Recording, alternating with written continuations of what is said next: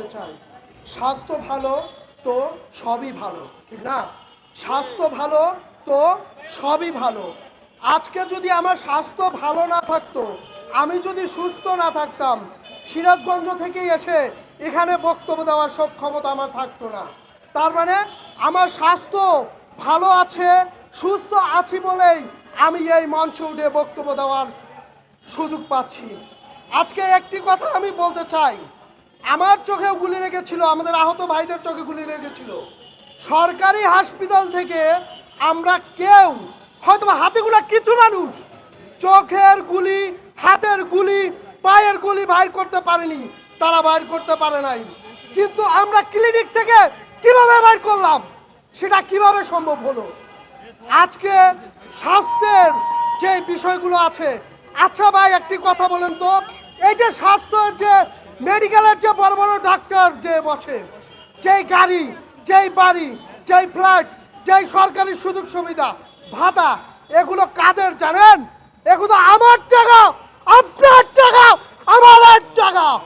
এই টাকাগুলো ওরা নিয়ে নিয়ে আমাদের উপরে, আমাদের অধিকারের উপরে যদি কোনো কর্তৃত্ব খাটাতে আছে, তবে মনে যেন রাখে আমরা রাজপথে নেমেছি, রাজপথের যুদ্ধ এখনো শেষ করিনি।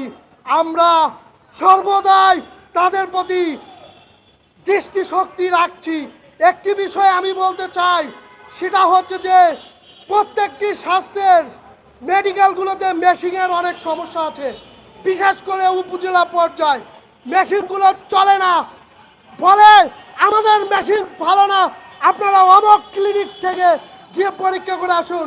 আমরা গরিব ভাই, আমরা ভাত পাই না, আমরা কিভাবে টাকা দিয়ে ক্লিনিক থেকে পরীক্ষা করব? আমাদের জন্য মেশিনের সুস্থ ব্যবস্থা করতে হবে। চোর দালালি স্বাস্থ্যতে চলবে না। যদি স্বাস্থ্যতে চোর দালালি করা হয়, তাদের হাত কেটে বাংলাদেশের বিভিন্ন গলিতে গলিতে তুলিয়ে রাখবো। সবাই দেখবে যে স্বাস্থ্য বিষয়ে চুরি করে তাদের হাত কাটা হয়েছে। স্পষ্ট কথা বলে দিতে চাই, আমজনতার দল, মানুষের দল, জনসাধারণের দল।